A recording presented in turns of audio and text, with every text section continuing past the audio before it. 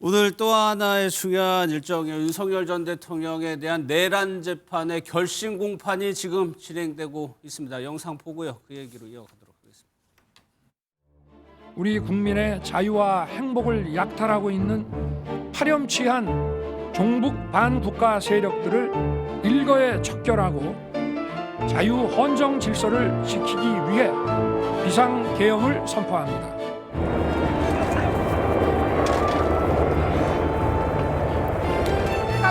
정말대 하나 이게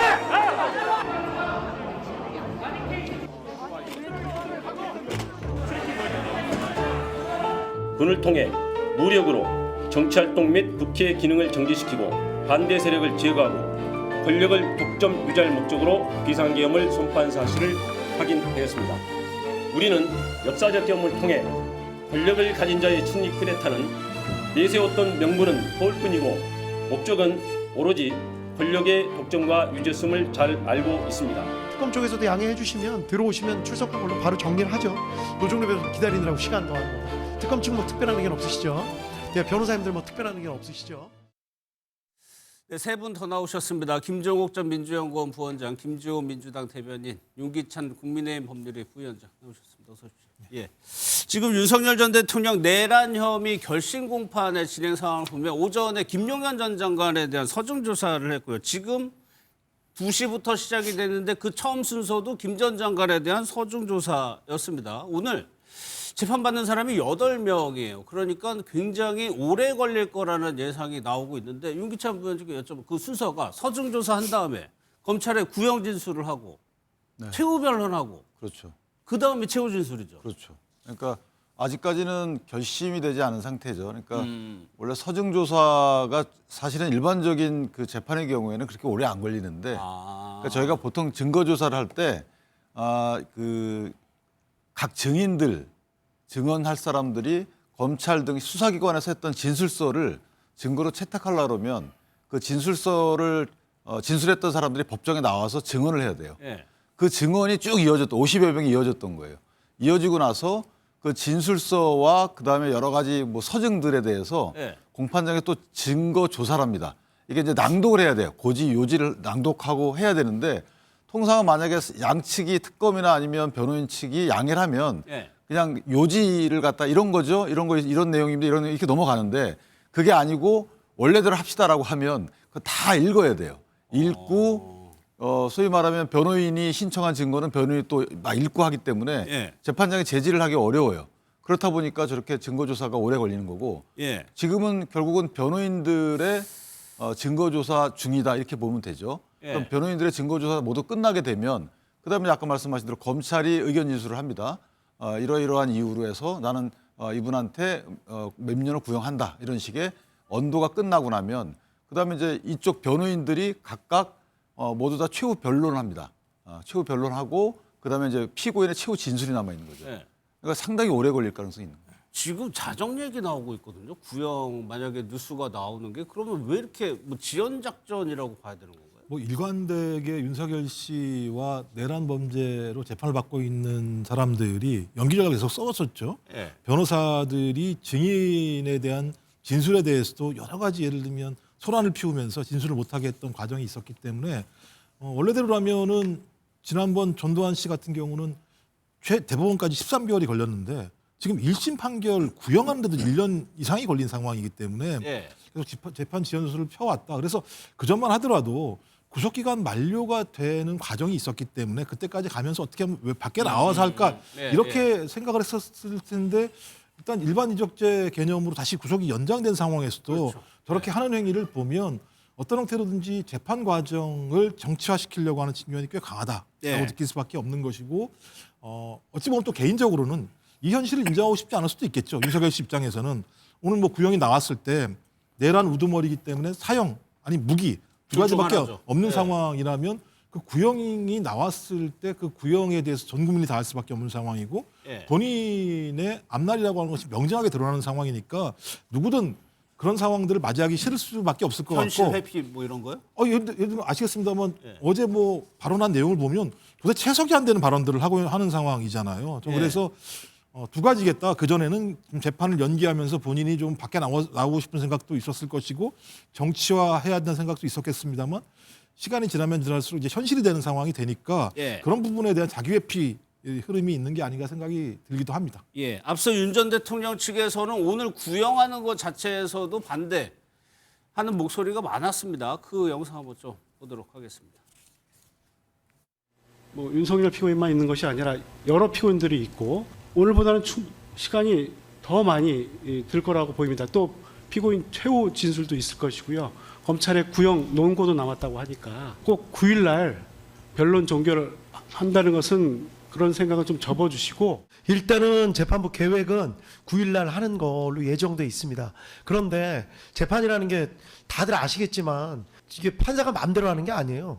4, 5개월 전부터 요렇게 진행이 될 거다. 요렇게 정리가 될 거다라고 다 말씀을 드렸는데 그걸 또 일부러 뭐 시간을 끄시려고 막 그러지는 않으실 거다. 그런 생각을 하고 있습니다. 그제만 하더라도 시간을 끌지는 않을 것이다. 지경 판사가 얘기를 했지만 길어지고 있어요. 그게 단순히 불만의 표시일까요? 이게 길어진다고 해가지고 윤 전 대통령이 얻는 이득이 있나요? 뭐 윤 전 대통령은 처음부터 끝까지 기본적으로 이 재판을 정치 재판으로 규정을 했잖아요. 그러니까 이게 말이 어떤 사실관계 다툼이라든가 뭐 증거를 가지고 법리 다툼한다거나 이런 사안이 아니라 이 사건 자체가 무리한, 그러니까 3시간짜리 계엄이었는데 이를 내란으로 규정해가지고 처음서부터 과하게 정치적으로 이미 프레임이 구성된 재판이다 보니까 이 사실 자체를 뭐 짧게 뭐 이 몇 가지를 다투는 게 아니라 기본적으로 이 사실 자체에 대해서 부정을 하고 그다음에 이거 내가 여기에 대해서는 일종의 핍박받는 그런 구도로 설정을 해놨기 때문에 이게 정치 재판이 되니까 아무래도 길게 될 수밖에 없는 구조죠. 여기에 대해서 뭐 이게 법리고 이게 사실이고 이게 증거니까 법리로 따지는 게 아니니까. 아니기 때문에 이게 길 수밖에 없는 그런 구조적인 결함을 갖고 있다. 예. 그런 측면에서 저는 또 윤 전 대통령 입장에서는 이 기회를 통해서 본인이 할 수 있는 모든 것을 쏟아놔야 되기 때문에 예. 빨리 끝나는 것보다는 오히려 이게 여론화의 작업으로서 충분히 할 수 있는 얘기를 다 하고 가는 거. 그리고 또 재판부 입장에서는 그렇게까지 하는데 빨리 끊고 잘라서 빨리 저녁에 끝내야 되겠다 이렇게 하는 것도 좀 말하자면 역사적 선고이기 때문에 그런 결심 공판이기 때문에 아마 이런 부분들이 서로 상충되는 것 같습니다. 예. 그러니까 윤 전 대통령이 이제 구형을 하게 되면 최후 진술을 해야 되는데 저번에 1시간 가까이 했거든요. 어떻게 보면 사실상 공개적으로 대외적으로 본인의 말이 나갈 수 있는 게 이제 기회가 없어지는 거잖아요. 더 억울함을 표시할 수도 있을 것 같거든요. 윤석열 전 대통령이 재판을 임하는 그 자세를 보면 예. 이분은 아직까지도 본인이 대통령이었다는 것을 인정하지 못하는, 인지를 못하는 것 같아요. 대통령의 권한으로 전 국민이 보는 앞에서 계엄을 선포한 것은 남이 아닙니다. 본인이 직접 TV 생중계로 계엄을 선포했고 본인이 지시한 계엄군들이 국회로 헬기 타고 가서 정말 국헌을 문란시켰는데 아직까지도 그 사실에 대해서 인정을 못하고 본인은 그냥 약간 뭐 거부해 주려고 했다. 계몽하려고 했다. 이상한 얘기를 계속 하는 부분이에요. 저는 국민들이 윤석열 대통령이 정말 대통령으로서 본인의 권한과 그러한 것들을 지각하고 있었는지 이제는 의심스러워요. 최근에는 사실 굉장히 황당한 얘기인데 그때 만약에 말리는 국무위원들이 있었다면 내가 이렇게까지 안 갔을 텐데 많이 아쉽다. 그런 류의 진술까지 했는데 본인과 뜻과 반대하는 그런 국무위원들 다 내쫓은 거 아니겠습니까? 그래놓고 이제 와서 부하들이나 남 탓하는 모습. 정말 대한민국의 한 사람으로서 참 아쉬운 부분이라고 생각합니다. 예. 오늘 재판에서요, 이제 특검하고 변호인들이 신경전을 벌였습니다. 지경 판사가 좀 단호하게 얘기를 했네요. 징징대지 마라. 이렇게 얘기를 했다고 하는데 그 영상 한번 좀 보겠습니다. 제가 먼저라고 말씀드렸잖아요, 순서가. 그러면 준비를 해오셨어야죠. 그 해왔어요. 성검사님 보면서 합시다. 부디별로 합시다, 그러면. 아니, 무슨 준비를 해오셨다는 거예요? 조사관 검사님. 우리가 검사장한테 주는 의무가 있습니까? 예, 그리고 이하상 변호사님. 아유, 맞아. 재판도 끝나가는 마당에 뭐 이렇게 또. 그러니까요. 그 정도 기다리는 거 갖고 저렇게. 이하상 변호사님. 저희 하루 동안 안 이거 가지고 한 겁니다. 오셨으면. 하루 동안 이렇게 하는 게 불가역적인데요. 그러니까 근데 프로랑 아마추어 차이는 프로니까 하는 건데요. 프로는 근데 징징대지 않습니다. 그러니까 그런 징징대는 게 말씀하지. 아니라 검사들이 징징댔습니다. 검사들이 이하상 징징댔습니까? 참 오늘도 보니까 재판장이 혼란스럽네요. 그러니까 제가 볼 때는 그러니까 지기현 판사에 대해서 많은 국민들이 왜 재판을 저렇게 하지라고 생각을 했는데 예. 지기현 판사마저 왜 검사들은 아니 왜 저 변호인들은 저렇게 하고 있지라고 얘기하는 상황이지 않습니까? 그리고 지기현 판사 같은 경우 2월 중순 되면 법원 인사가 있어요. 그렇죠. 법원 인사 전에 이 문제를 끝내려면 지금 구형이 돼야지 판결 선고문 써야 될 거 아니겠습니까? 예, 예. 그리고 2월 중순이면 또 설입니다. 본인이 그때 끝내야 되는 상황이고 또 하나는 아마 지기현 판사도 엄청나게 국민 여론을 들었을 거예요. 재판 진행하는 걸 보면 이거 무슨 일반적인 재판정이 아닌 무슨 예를 들면 무슨 연회장 같은 형태의 예. 이 사회를 봤던 이런 분위기가 많았었기 때문에 예. 국민들에 대한 지탄이 강했고 다 아시겠습니다만 이게 역사적인 재판입니다. 내란을 벌였던 사람이 2명이 있는데 한 사람은 전두환 씨고 지금 윤석열 씨예요. 그래서 전두환 씨에 대한 재판, 45년 전에 벌어졌던 12.12 쿠데타 문제에 예. 대한 판결로서 맨 처음에 사형, 구형과 선고도 구형이 됐었죠, 사형이. 예.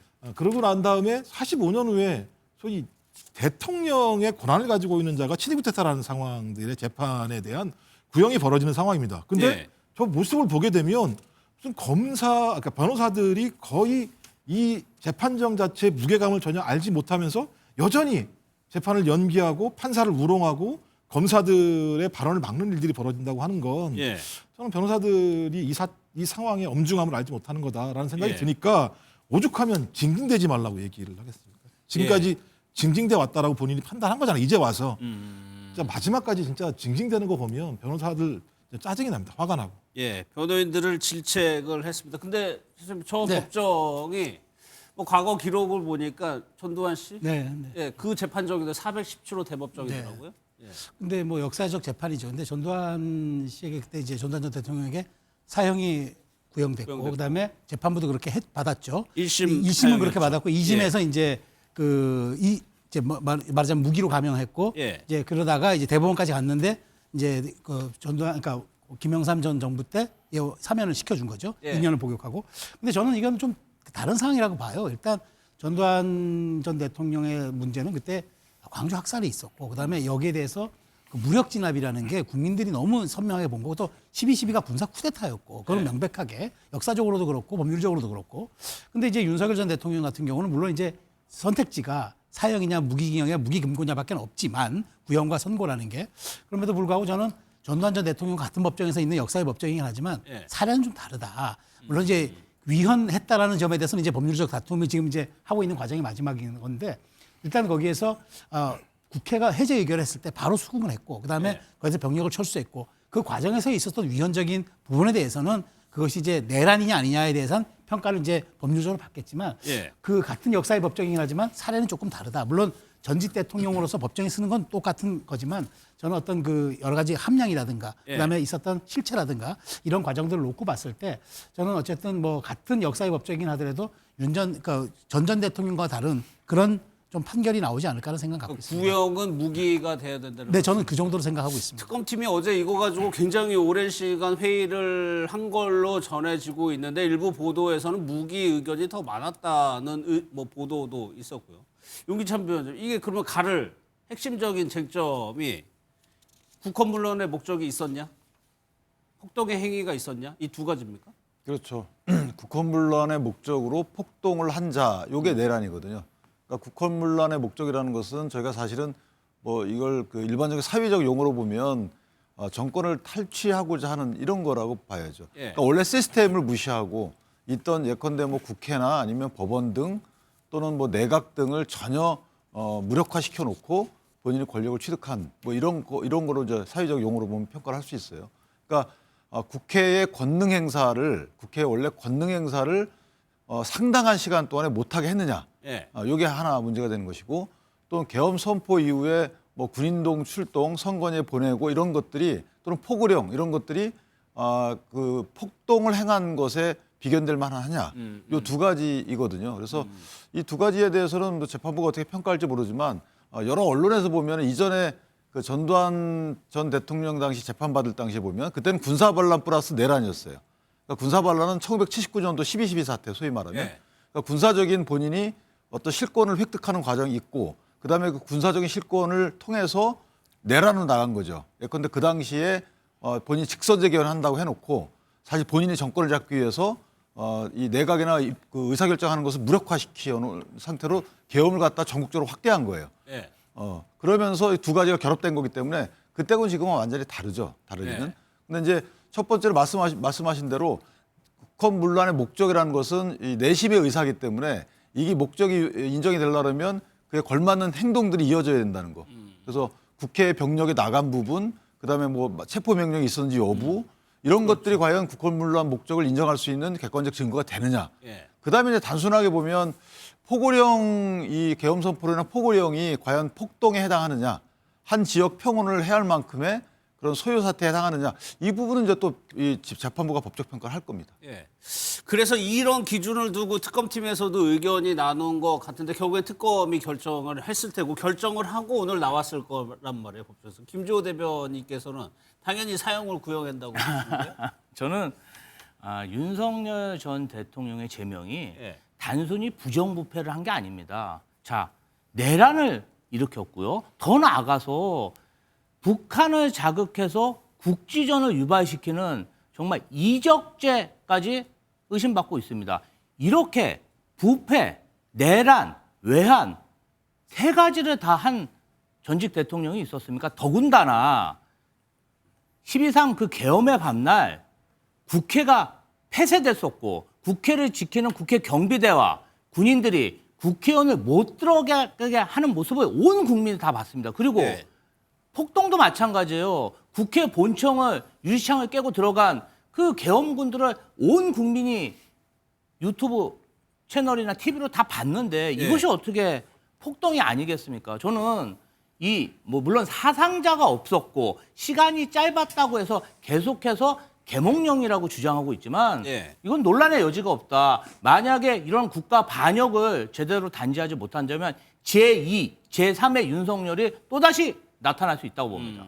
그런 맥락에서 또 윤 전 대통령이 재판에서 보여줬던 반성 없는 태도 때문에 경고의 의미에서라도 사형을 구형해야 된다는 것이 특검팀에서 나왔던 의견이라고 하는데 과거 모습 한번 좀 보도록 하겠습니다. 뭐 도대체 방첩 사령관이라는 놈이 이거 수사에 시읒자도 모르고 이거 어떻게 이런 놈이 방첩사는 거나 그런 생각 좀 들었죠? 피고인 부하에게 책임을 전가하시는 건 아니죠? 아니 그 얘기를 하는 게 지금 아니에요. 총리하고 국무위원들이 와가지고 얘기를 하는데 최소한의 정무 감각이라도 갖추고 있는 사람들이었으면 오히려 야당한테 막 역공당할 수 있지 않겠습니까? 이런 얘기를 사실은 좀 나도 기대하고 그럴 수 있는 상황인데 본인이 낸 초고가 다 뜹니다. 네. 아유, 저희가 이거 다 증거에 또 먹다가 안주 떨어지는 시국 얘기할 그럴 상황은 아니지 않습니까? 반대를 하고 나는 설득하고 이 사람들한테는 어떻게 보면 내가 좀 발목이 잡혔다고나 할까? 그러니까 저런 모습, 부하 탓하고 책임 떠넘기고 국무위원 얘기하고 이런 모습들이 반성이 없는 모습이 또 재판에도 영향을 미칠 거란 말이에요. 뭐 당연히 그런 부분들은 반영이 될 수밖에 없겠죠. 그러니까 본인이 얘기한 게 뭐냐면 2시간밖에 하지 않은 계몽령 아니냐 이렇게 얘기하는데 헌재가 판결을 내렸어요. 2시간밖에 하지 않은 이유는 당신 때문이 아니라 국민들이 막았고 군인들이 소극적으로 대응했기 때문에 2시간 만에 끝난 거야. 그러니까 쓸데없는 얘기 하지 마라고 얘기를 했었고요. 이 사건으로 더 중요한 게 뭐냐면 우리 헌법의 대통령은 형사소추가 안 되는데요.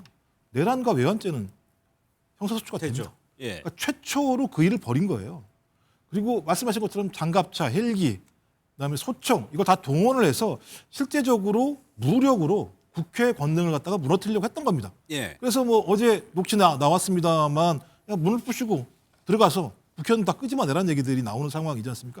명백한 증거가 있음에도 불구하고 지금 얘기를 들어보게 되면 국회에 군대가 간 건 내가 보낸 게 아니야. 장성들이 내 말 제대로 안 듣고 그냥 보냈어. 이렇게 얘기하고 있는 상황이고.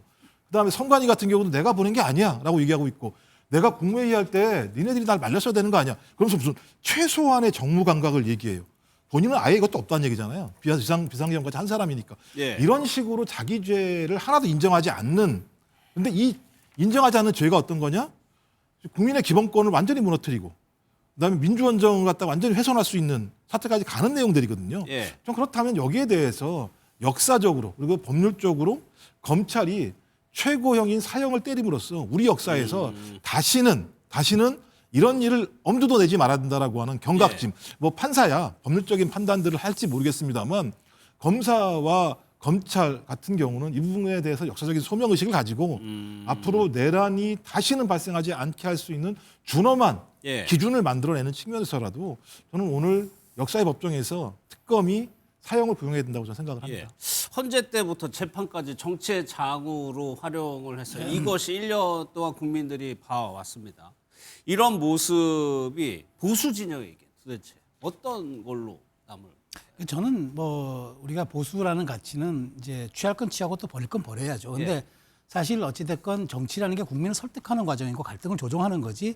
어쨌든 아무리 상대가 말을 안 듣고 아무리 상대가 나를 방해한다고 해도 무력을 동원해서 그걸 진압하겠다는 거는 그거는 당연히 헌정 질서뿐만 아니라 민주 질서의 가치에도 어긋나는 거죠. 예. 그러니까 저는 이제 최근에 이제 윤석열 전 대통령이 그동안 이제 뭐 계몽령이라든가 이렇게 얘기를 하다 최근에 조금 기류가 바뀌는 듯이 보이는 것이 얼마 전에 이제 뭐 정무 감각을 탓한 것도 있지만 실제로 보면은 그동안에는 야당의 폭거 때문에 내가 한 거지만 실제로 보면은 내가 이렇게 비상 대권을 행사를 한다고 쳐도 참모들이 여기에 대해서 현실적인 이야기를 좀 해줬으면은 내가 조금 다시 한번 고려했을 텐데 왜 현실적인 얘기를 안 해줬느냐라고 얘기하는 건 기류가 달라지고 있다고 봐요. 그러니까 이걸 참모들에게 뭐 책임을 전가하는 게 아니라 예. 그동안의 계몽령이었다. 야당의 폭거 때문에 내가 어쩔 수 없이 비상대권이었다가 아니라 약간 본인이 좀 인회적인 그런 어떤 그 좀 뭐 이걸 좀 그 울컥하는 마음에서 했다는 식의 지금 이야기가 뉘앙스가 조금 나가서 예. 지금 보면은 이게 최후 결심 공판을 앞두고 약간 심경의 변화라기보다는 변론 전략의 변화가 아닌가 싶어요. 그러니까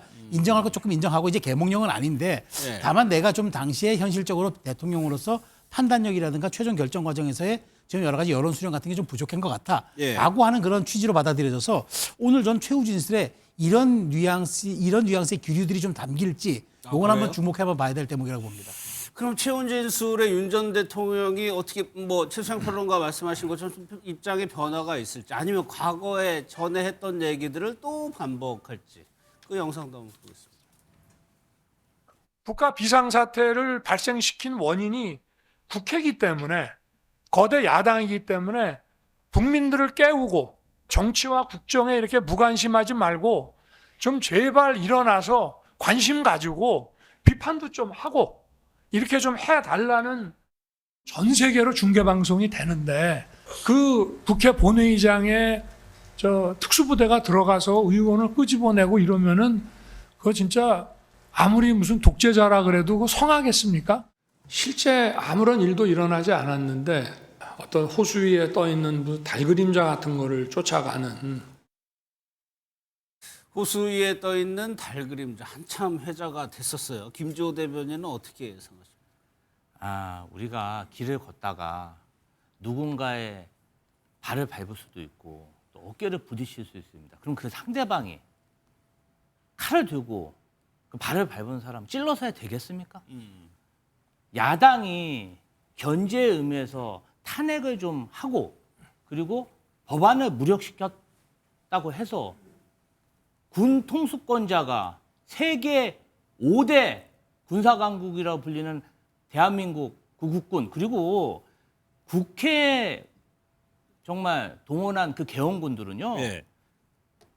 한마디로 대한민국 국군의 전략자산들입니다.